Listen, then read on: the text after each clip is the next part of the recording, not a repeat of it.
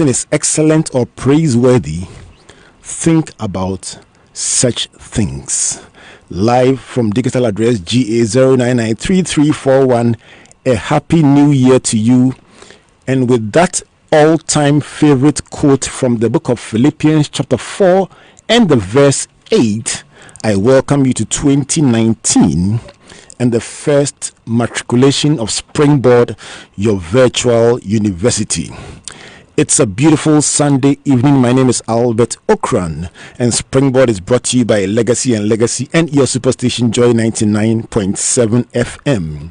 We are proudly supported on the print media front by the graphic business. Thank you for joining us on Joy 99.7 FM, and we are streaming live on Facebook, Albert N.E. Okran, Comfort Okran A, and of course Joy 99.7 FM. This year, the virtual university is going to a whole new level with different program segments that will really take our learning experience to another level. And so we would have what we call the African Excellence Series. And so on the first Sunday of every month, we bring in an achiever in a particular field for a conversation that focuses on one simple question: how do we become outstanding in a continent with so much potential and yet so many limitations? In the second Sunday of every month, we will have a thematic discussion about the digital revolution and how technology is changing the way we live and the way we work. The third Sunday of every month will be a debate, and you want to look forward to those debates. Very exciting. And the final Sunday of every month will have a motivational presentation. This is the outline of our programming for the year 2019. We'll give you more details next week about what to expect every single week on your virtual university. But tonight, we want to kickstart our African Excellence Series, and our very first guest is a well-traveled business executive, a man who we truly appreciate here on your virtual university.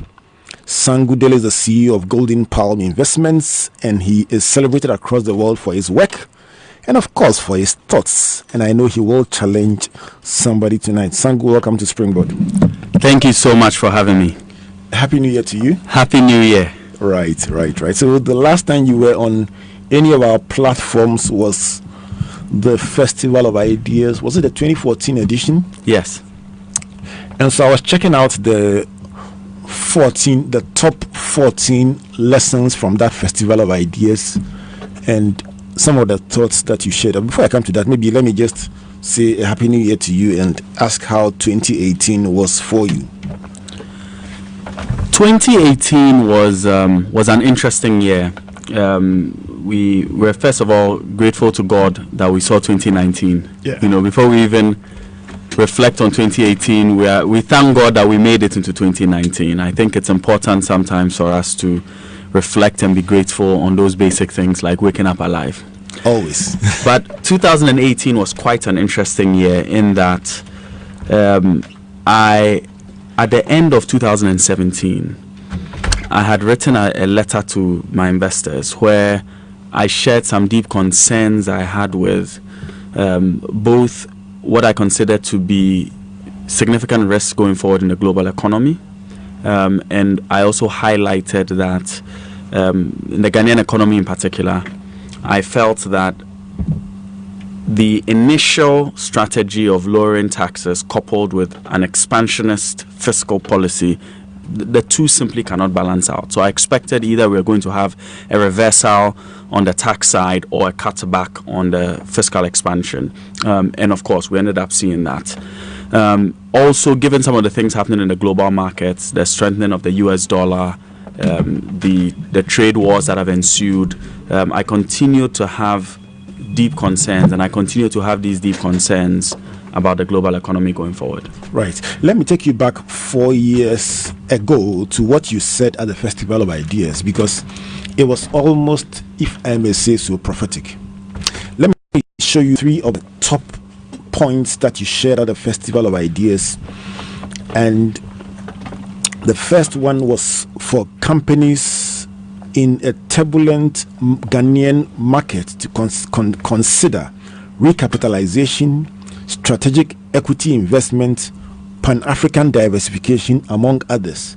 And he stressed the fact at the time that owning 10% of a vibrant business is far better than 100% of a shaky business. And you underscore the fact that Mark Zuckerberg owned only 30% or 22% of Facebook at the time, and was worth 33 billion at the time.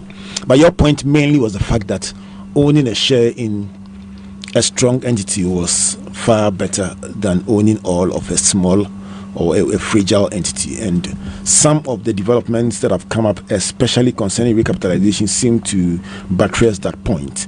Let me just quickly share the two other points, and I'll give you the chance to react to them. The second one was about the need for a financial and structural overhaul of the economy.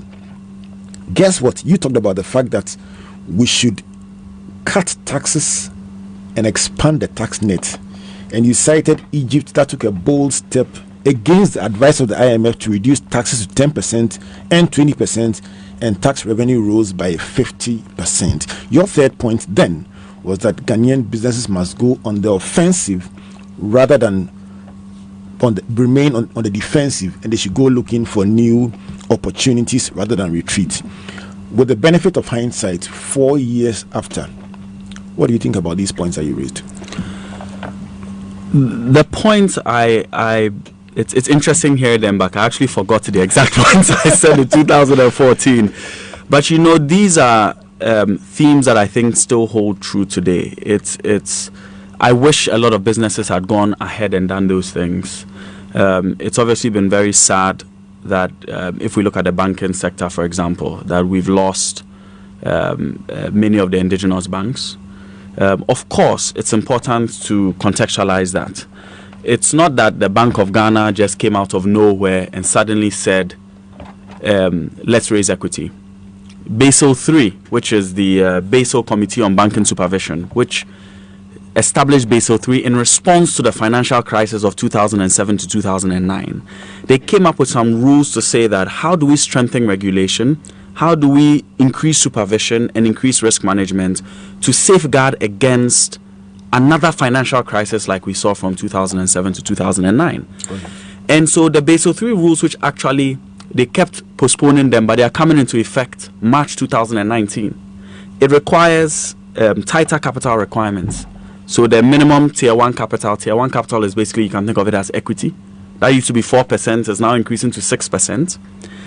It requires some counter-cyclical measures. So for some of the bigger banks that can pose systemic risk, you have higher requirements. And it also requires to safeguard against excessive borrowings, which basically means that it caps the leverage ratio at about 3%.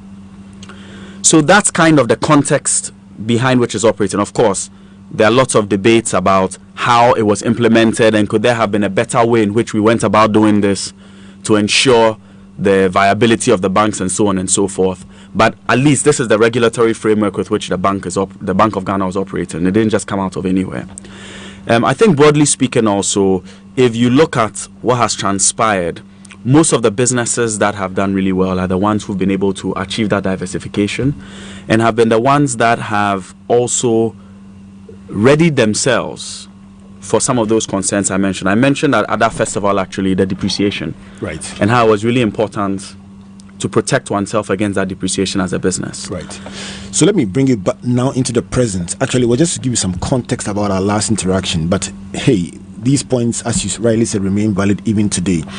The whole idea about the African Excellence series is to say that we must continually have conversations about how to be excellent in this continent. And the more we talk about something and the more we talk about the how-tos, the more possible it becomes to see many more sangudelis, many more people rise up and challenge the status quo and build entities that can be celebrated across the globe. So let's start from the individual front. What do you think the individual, the average individual listening to us this evening can do to achieve excellence in a year like 2019?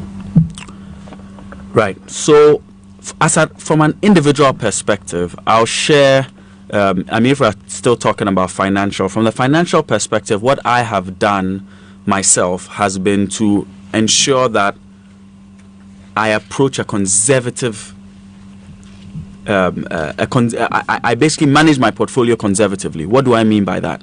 My expectation is, given the issues we're having already with the global trade wars, we've had an expansion in the U.S. economy since 2000, since the aftermath of the global financial crisis. I'm expecting that we might have a slowdown, a bear market, if not a global economic recession over the next 24 months.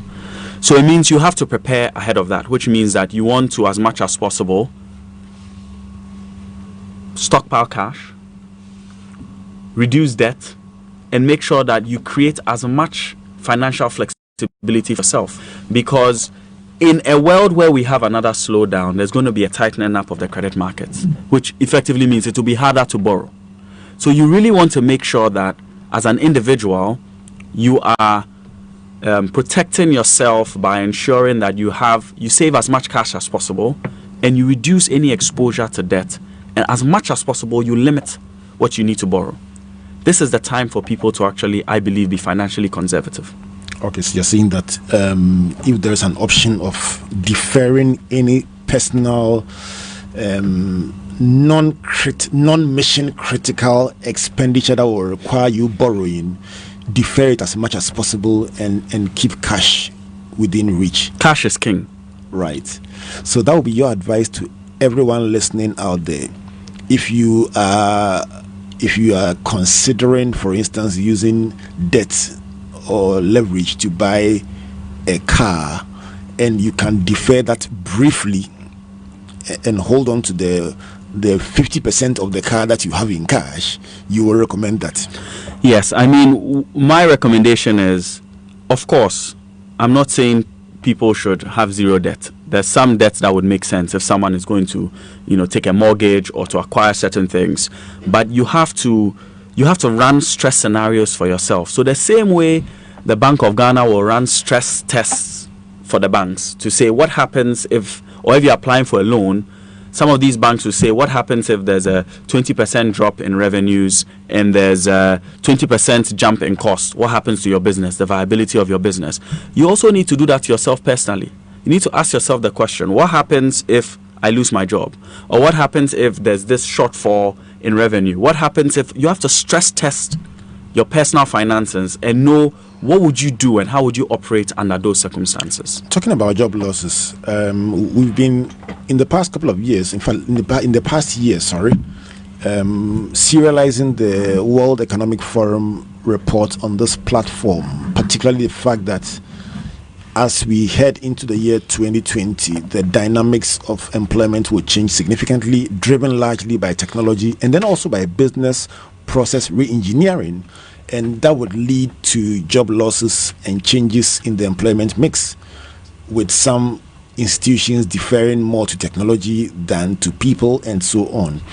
We've seen a bit of it in the past year, driven not by those factors, but by other factors. But it still remains an issue that if the predictions of that report are anything to go by, job security over the next 24 months will be threatened in some industries and in some instances. So that seems to support the point that you make, that it is possible that many more organizations may drop, may shed staff.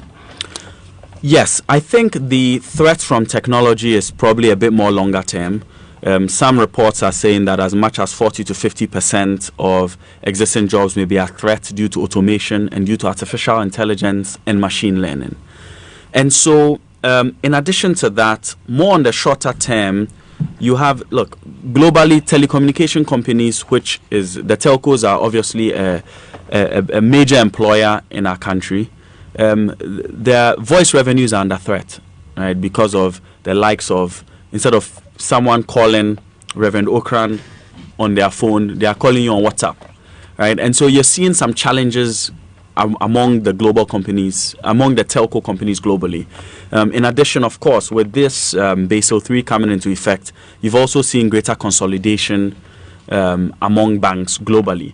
And so some of the sectors that traditionally used to be major employers, you might see some negative outlooks there. However, there's also opportunity, because on the flip side, you are seeing great opportunity among technology. So technology is going to disrupt certain jobs, but it's also going to create huge opportunities in other sectors. You are seeing if you look around for software developers, for example, one of our portfolio companies, Andela, has done extremely well because they realize that there are simply not enough software developers in Silicon Valley to meet demand. So they've been training software developers here on the continent, in Nigeria, in Kenya, in Uganda, and other places, to get them to work remotely. So now you have a situation where a software developer sitting in Lagos, who's at Andela, might be doing work for Microsoft sitting in Lagos, right? And this obviously is a much higher level, higher paying job than what would be disrupted from some of the other things. And so there's a balance in here, and there's an opportunity for people to be excellent by adapting to this changing economy. You describe a tale of two cities. Opportunity on one side and risk on the other. And what you seem to be describing is a situation where the individual that understands what is going on and can position themselves, and by extension, companies and businesses will ride the storm and rather experience advantage in a time like this, while some are being disrupted. Let me go a bit personal and ask you whether your experience in war-torn countries, your exposure to different cultures has influenced the way you think. You have a certain way of, when in school, it was called a slide rule. You just put a slide rule there and say, well, if you do this, you fall on this side. If you do this, you fall on this side. That kind of thinking, has it been influenced by your exposure, your past? Yes, it absolutely has. I think that having a globalized perspective gives you nuance. It allows you to see the world from different perspectives. And it doesn't necessarily mean that one has to travel all over the world. You can globalize your perspective without necessarily traveling. It's called globalization. Exactly. But something as simple as the news. Right. It's quite interesting. You can take the same topic, and I'll read our local news. I'll read what's going on CNN and BBC. I also read Al Jazeera, and I read the Chinese news, the Russian news, because I want to understand how are these different countries and different parts of the world perceiving these same issues. How is their news different? What are they seeing differently? And how does that shed light on looking at things differently? And it's the same with, there's a lot of research that shows that diverse teams and diverse companies outperform non-diverse ones. There's a power in diversity.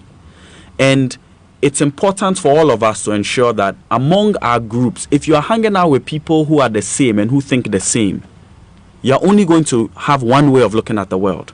But if you mix with different people, if you have diverse friends and you interact with people who are not like you get different perspectives about the world. And it really shapes and enhances and is really fruitful.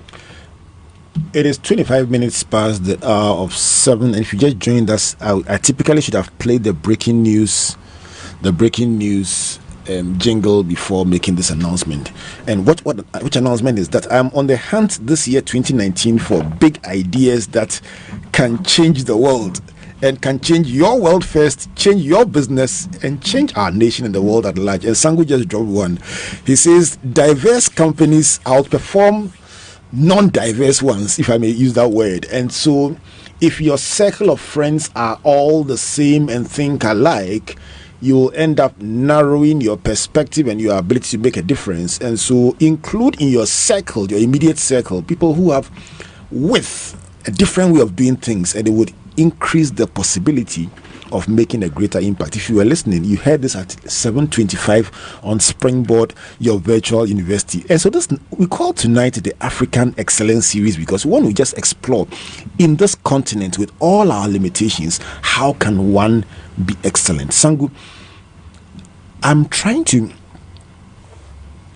pinpoint how the average Ghanaian thinks vis-a-vis how things are done in other cultures. Let me give you an example from personal observation. You go into a function, a social event with Ghanaian friends, and typically, if Sangu, you are my friend, and we went together, Sangu and Albert will sit and talk throughout the event and come home, not having expanded their social network.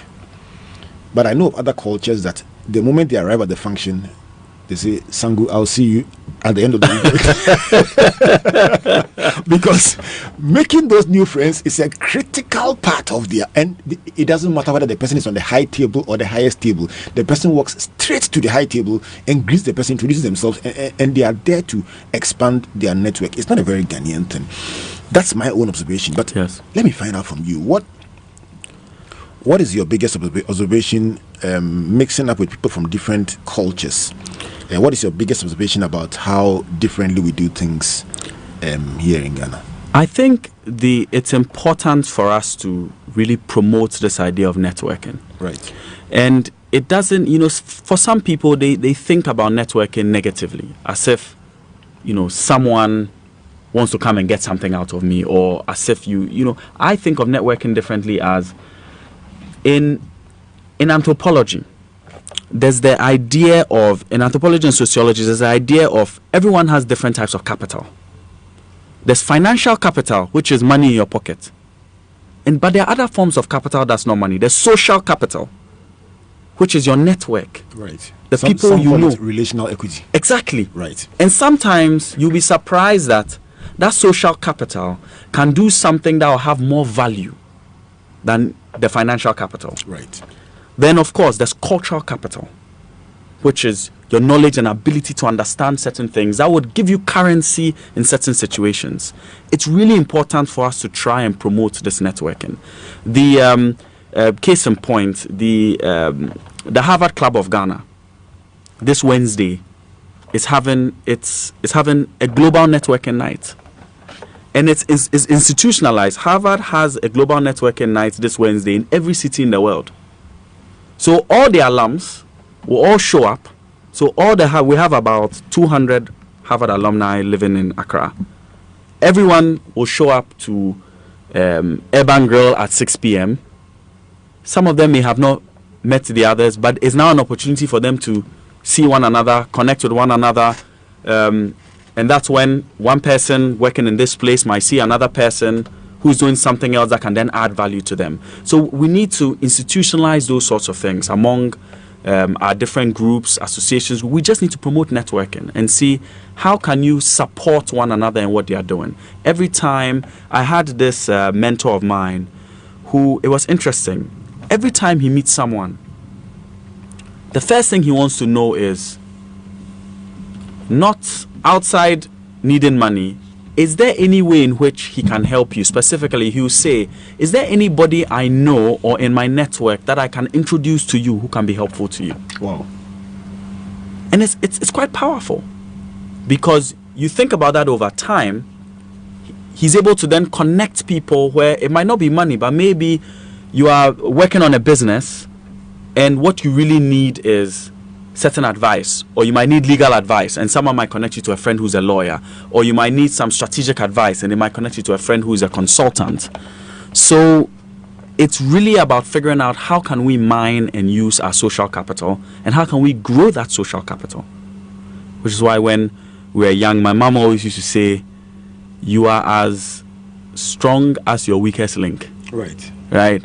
So she said it's not just about, and my mom also used to say, my mom told me that if you continue to be the smartest person in the room, then you are losing. Right. You want to make sure that you are surrounding yourself by people who are actually smarter than you, so that you are also learning from them. Right. It's 30 minutes past the hour of 7 o'clock, and one of the benefits I have is that I have listeners who are far smarter than me. So as you listen, I enrich my life because I'm interacting with you, and I'm going to open the phone line so that you can also share your perspective on the year 2019 and what it takes to be excellent in our continent of Africa. My guest for tonight, Sangu Dele. He's a well-traveled business executive, and he's the CEO of Golden Palm Investments. He has different interests, and we'll probably touch on some of them as we go along. But when I come back from this break, we'll be talking about Our theme for the year, the digital revolution, how to optimize opportunities in a rapidly changing world. How relevant is that theme? How can this theme drive our discourse on this platform? But the song I would like to play for you is by my friend Calvis Hammond, featuring Coda, and the song is Iradi. I'm going to play for you, and when I come back, let's talk about 2019, our theme for the year, digital revolution, and how you, by the power of technology, can move yourself to another level. This is Springboard, your virtual university. Please don't go away. Come on, shoot your hands up. Joy 99.7 FM.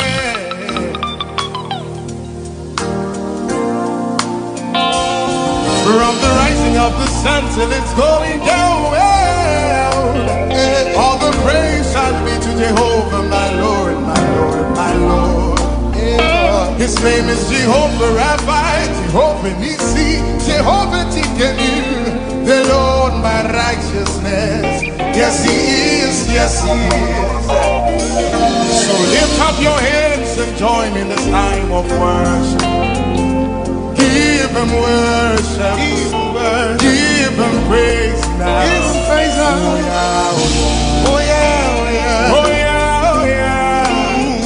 He's worthy of worship, worthy of worship. He's worthy of praise, worthy of praise. So lift your hands up high, lift them up, reaching to the sky. Give Him worship, give Him praise now. Oh yeah, oh yeah, oh yeah, oh yeah. He's worthy of worship, He's worthy of praise now.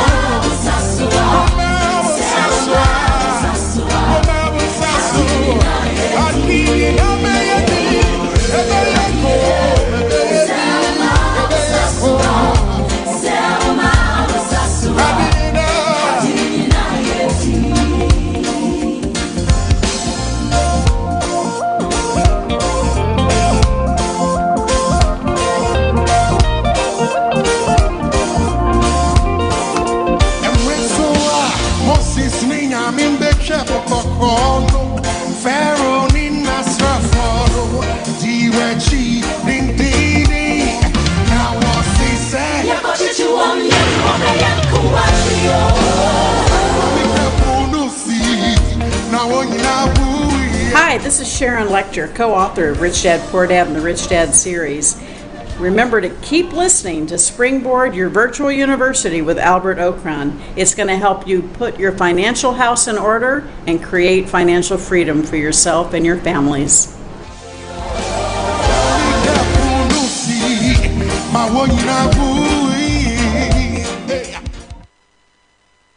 It's 24 minutes to the hour of 8 o'clock, and this is Springboard, a virtual university. My name is Albert Okran, and I'm here on on behalf of the virtual academic board chaired by Comfort, with support from Matthew, Priscilla, Emmanuel, Amos, and Jojo. And our topic for tonight, we are starting our African Excellence series, and my guest for tonight is Sangu Dele. We are breaking down what it takes to build opportunity in a continent that also has so much limitations and yet so much potential. But I'm going to settle down very shortly on our big question that we would like you to answer when I open the phone lines. But if you just joined us, for your benefit, Sangu's prescription for individual success in 2019 is to take it easy on your personal financial investment. Develop a conservative portfolio. He's saying that keep liquid capital. That means keep it in liquid form, cash and easily convertible assets. Reduce your personal debt significantly and maintain financial flexibility. As a friend of mine says, when they change, they need to change. He says cash is king. So that is the personal prescription for you. Don't go into any unwarranted, ambitious personal debts and then threaten yourself. He says, considering factors on the global front, the strengthening of the American economy and other factors, the trade wars and so on, there is a possibility for a continuous slowdown on the global front, and that would of course have local implications. He talks about the fact that job security will continue to be threatened in some instances, and that is something that we should also be looking out for. Now, on the personal front, he also says that diversifying your linkages, and on the corporate front, diversified companies tend to outperform non-diversified ones. So both on the individual front and on the corporate front, mix it up. So surround yourself with people who think differently from you, so that they can bring different perspectives on board and strengthen your ideas, your concepts, and then also your execution. But we are back, and I want to talk about our theme for the year 2019 here on Springboard, your virtual university, on the road show, and eventually on the Festival of Ideas. We'll be expressing this theme in various ways, but our main focus in 2019 is simple. We're talking about the digital revolution, how to optimize your opportunities in a rapidly digitalizing world. And in our debates and in our thematic discussions, you will find out how much technology has changed the way we live and work. We can't pretend it's not like it used to be, and it's going to get even more complex, even more interesting. And the earlier you get in the groove and run with it, the better. How do you optimize your opportunities in a world like this? Sangu, let me come to you and ask, how critical or how relevant is this discussion? I believe it's probably one of the most important discussions any business can have. In fact, I'll go on record and say that any business that does not have a clear strategy for the digital revolution will become obsolete. And you've seen this over and over again, where new entrants into the markets that are leveraging new digital technologies are actually able to disrupt existing powerful companies. I mean, BlackBerry used to be king in their category of the smartphone market, and when they didn't pay attention to the competitive threats, we saw what happened to them and how they lost the vast majority of their market share and their market value. And I want to give you, I'll use a case study. Take our portfolio healthcare company, take Rabito Clinic, okay? And I'll show you two interesting things we've done with Rabito to confront the digital transformation that's going on. So the first was, we partnered with a startup, a digital startup here in Ghana. That's also a GPI portfolio company called M-Pharma. And what M-Pharma does, which is incredible, is it brings together the clinics, the hospitals, all these different parts of the supply chain, and it uses this technology to reduce the cost of drugs. So that's great for you, for us in Rabito, because we're now able to not only enjoy a reduction in the price, but we can pass on that reduction also to the patient. So one way in which you're taking this startup, M-Pharma, and its fantastic solution, digital solution for a healthcare facility to be able to reduce it. And they're doing this for pharmacies, for hospitals, really extraordinary. But then we went beyond that and said, look, given rapid urbanization and our traffic and all this situation, our goal is to bring healthcare to everyone when they need it. But what happens now is, with the rapid growth of Accra and its peripheries, it's very difficult for you to actually reach all the corners of people or to reach people at the times that you need them. So we launched eHealth Ghana, which is our telemedicine platform.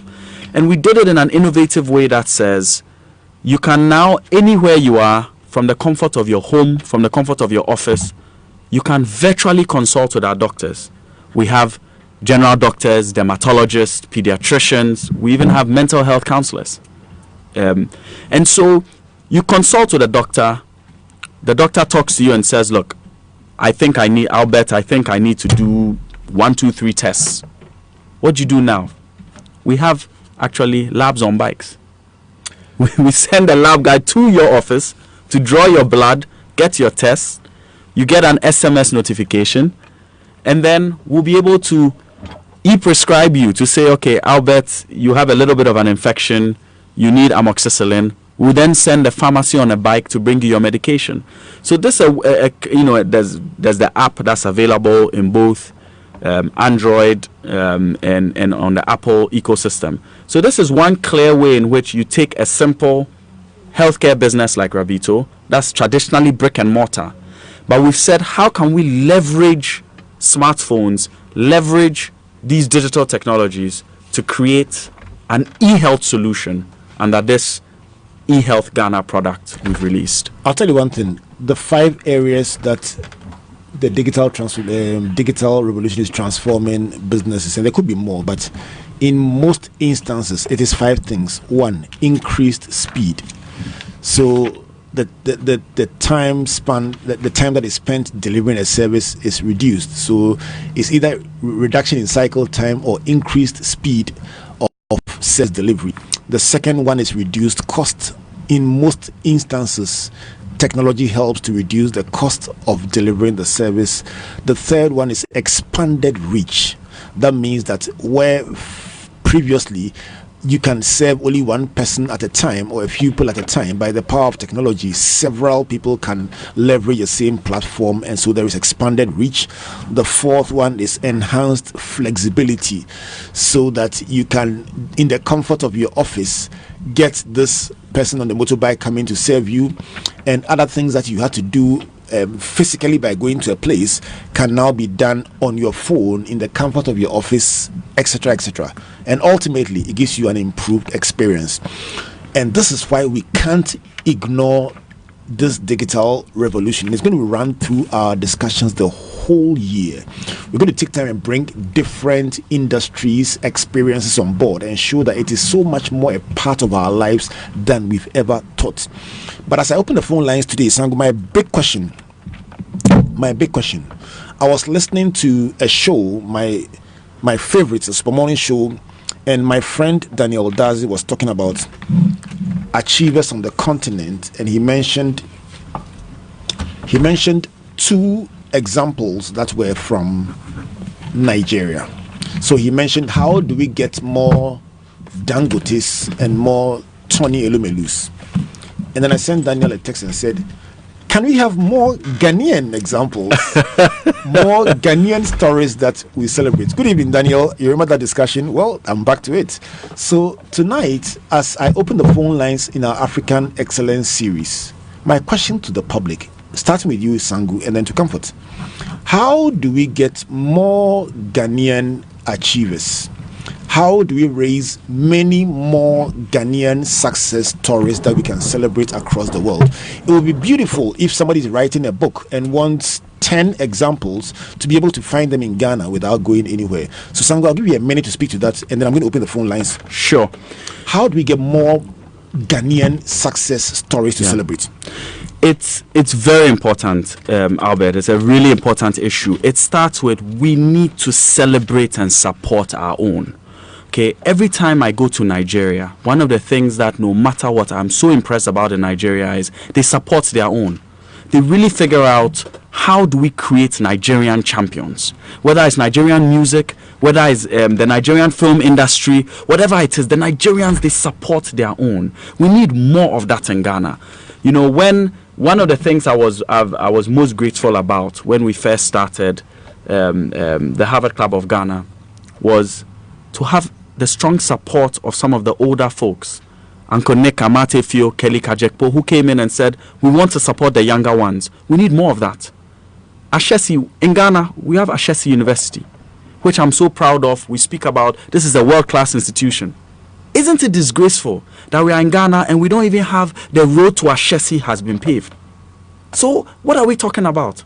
We really need to make sure that we come out and say where we have examples of global excellence that's Ghanaian, like Ashesi University, let us do everything we can as a country to support it. Right. So you think we must do much more of believing in celebrating and supporting our own. Let me get the perspective of the registrar, and I'm going to open the phone lines. Comfort, from where you sit, you interact with many people who are desiring to be excellent. You mentor several young people trying to live out their dreams. How do we raise many more Ghanaian success stories as we kickstart the year 2019, from your perspective as the chairperson of the virtual academic board? Good evening and Happy New Year, our lovely listeners. It's great to have these African series, and I'm very grateful, very glad that we are having the opportunity to discuss ways in which we can bring about the growth and hopefully the proliferation of having people who are doing well on our continent. Well, I share Sangu's thoughts, because it happens that when you have a tree and the tree is in the plain alone, the forces of nature that come against that tree, the tree may have all the wherewithal that I will stand strong, but because it is there alone, it's unable to stand against certain forces. So in the end, it falls. However, if we have different trees, different species, different sizes, and so on and so forth, and they come together, they become a forest. And therefore, when you have vagaries of life coming against them, they come together to resist that kind of thing. I mean, I recently listened to a podcast about the future of everything. The person was talking about how trees have their own communication system. So in the same way, if we do have we've done Springboard for about 10 years, 20. I mean, getting to so many years. And one of the initial thoughts that I did have, and which I still believe in, is the fact that every year as we go along, we light pockets of fire in different places, and therefore, as those fires grow on their own, they cannot do it, but they need the support of what we will call an ecosystem. Therefore, we need to grow that deliberately. The thing would not happen by itself. We need to deliberately groom such people. We need to nurture. We need to ensure that as they are finding difficulties, when things go wrong, we find ways of opening up spaces for them, and then they'll be able to make it. 030-221-6541, and that's the discussion we want to have. We've had a perspective of Comfort and Sangu. How do we raise more Ghanaian champions? How do we ensure that in the next decade we will have so many stories that when we want to write about them, we have to select because there are so many and we can't even choose?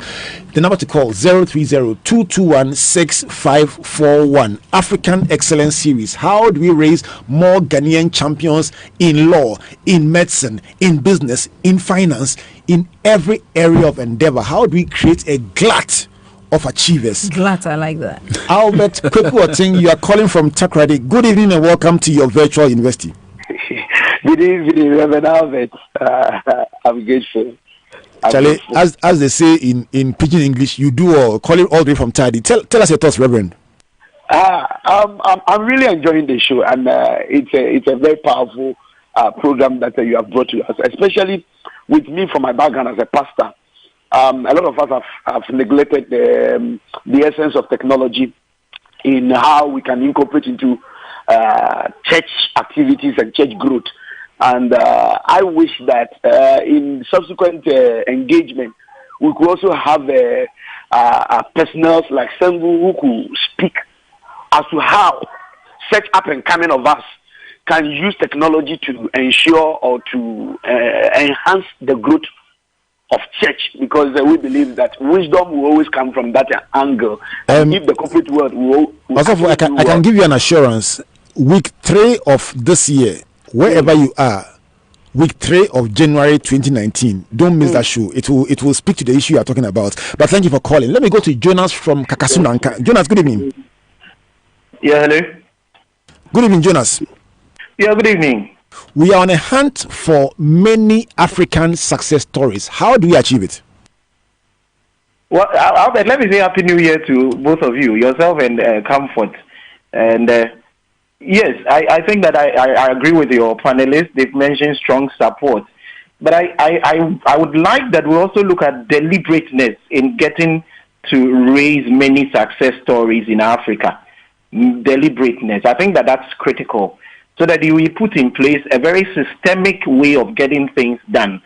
In that way, you're so sure that, whoever comes out in this particular direction, let me say that Springboard is a super springboard for raising such success stories as well. And that's why, Albert, this evening, I want to encourage all the companies out there, starting from this very day, please bring in your sponsorships and what have you, so that that young boy at Nadoli would be able to get a chance to be a Springboard, and his life, his success story can also be celebrated. So that deliberateness which Springboard is spearheading should actually be supported. Jonas, I want to deliberately say a big thank you to you and to say you do all. It's a privilege. All right. Thank you very much. So number to call 030-221-6541. Let me take one more call and then I'm going to come back into the studio. So, let me just come back and Sangu, so the theme of support has come up, but Jonas reiterates a point that Comfort made, and that is a point about deliberateness. It is obvious that we can't create that new Ghana, that new Africa that we seek accidentally. The key should be a deliberate effort. Let me tie that to the example of an African country close to us, where there was a deliberate effort to strengthen a number of their institutions on one condition, that they take over the West African continent, the West African sub-region. So each of the companies that was supported were required to show a program where they will plant their branches first in Ghana. I don't know what about Ghana attracts people so much, but Ghana first, and then from Ghana to other African countries. And guess what? They all did. Yeah. Because the program was very deliberate and they achieved their goal. How big is this issue of deliberateness, to wrap up? Yes. First, I want to quickly say something about the listener who mentioned something about the Bible. I love it because it's the Bible. Genesis 41:29-30 tells us 7 years of good harvest, 7 years of famine, which is exactly what we are talking about. Right. In the good times, prepare for bad times. Right. And Proverbs 22:7 tells us that a borrower will be a slave to the lender. Right. So these two scriptures back the point that they you back made. the point Right. now. So work with Jesus. You see, right. But on the point of deliberateness, I Right. think that we are spot on. Yeah. In fact, a country that I've been amazed by, that every time I go there, I'm just amazed at what they are doing, is Rwanda. Everybody talks about Rwanda. I mean, there is a clear sense of what they want to achieve. You go to Rwanda, there's no rubbish on the ground. And it's not because the average Rwandan person is inherently cleaner than the average Right. Ghanaian. Right. It's because there is a clear policy and a clear plan for where they want to be. This year, they've already made it into the top 30 in the World Bank Ease of Doing Business. They are clear, they are serious. And there's an orientation towards saying, how do we look? You go to Rwanda. One of my mates from Claire Kamanzi, very young, she's now CEO of the Rwandan Development Board. They are not focusing on this idea of you have to have gray hair to have impact. They are really focusing on who has merit, who is competent. Let's bring all the young people together. Let's make sure that we can actually come with a unified plan to transform the country. And every single year I go and visit Kigali, you see a transformation. We can do that here. Visible transformation. Right. We can do that here. But it's not going to happen it's not going to happen accidentally. It has to be deliberate. Right. There has to be even something as simple as the other time I was reading in the news that JJ was upset over the state of sanitation. Cleanliness is next to godliness. Ghana is on the Gallup poll as the most religious country in the world. Let's come together as just a nation and say, even on this little issue of sanitation and environmental cleanliness, can't we handle that? One of our conversations we should be having as on this show is, why is it so difficult to bring Ghanaians together on any issue? Because even sanitation, believe me, if you put it out there, it will be politically polarized. Even sanitation. Yeah. The day somebody can bring us together on one conversation, unified as a people, we'll be getting somewhere. Your closing thoughts, Comfort, in a minute. My closing thoughts, I would like to thank Sangu for coming to open the year for us. And I would like to say that I'm very grateful for the Springboard, what we have to do for this year. And I'm very happy with the direction which we have started. I believe that as we continue in this journey and as we learn and share ideas from different angles, as an organization, as a nation, we will see some of that deliberateness, some of that, some of the ideas being applied in various places, and we'll see a growth in different organizations. Thank you very much for running the show for so many years, Albert. You've really been a gem, and I want to say thank you on behalf of the organization. I will sleep well today. All right, Sangu, your closing thoughts. My closing thoughts is this, Albert. I would like every Ghanaian who's listening to this show to say that for 2019, let us ask ourselves and let us pledge to ourselves, what can we do in our own little way every day to ensure that we build the Ghana we want for our children and our grandchildren? Because we have it. If you look at Malaysia, you look at Singapore, you look at all these other places, they did it. They don't have 3 heads. But it requires each and every single one of us to get up and say, we can't wait for politicians and wait for our leaders. We have to be the change we want to see. And if individually we rise to this challenge, I believe we'll see a brighter future. One thing I can tell you as we wrap up is this, that even here on your virtual university, one of the commitments we are making is that every single week when we gather like this, there is somebody whose job it is to summarize the big learnings from today's hour, so that hour doesn't go waste. And those learnings will be made available on our social media platforms. We'll rehash them when we come back. And the learning will continue. Next week, we are talking about the digital revolution, opening our theme for the year as a topic. And we'll talk about how we arrived here, and very importantly, how to optimize your opportunities in a rapidly changing world. I want to say a big thank you to you, Sangu Dele, and to say a big thank you to the registrar. Next week, wherever you are, 7 p.m. Sunday, please join us. Coming up next, the Walk with Jesus, and it's about fulfilling your prophetic destiny for the year 2019. The host, Pastor Ransford Abose, and the guest, of course, Pastor Eric Hehemeku. You don't want to miss this one. In the meantime, my name is Albert Okan. God bless you, and God bless you. Good night.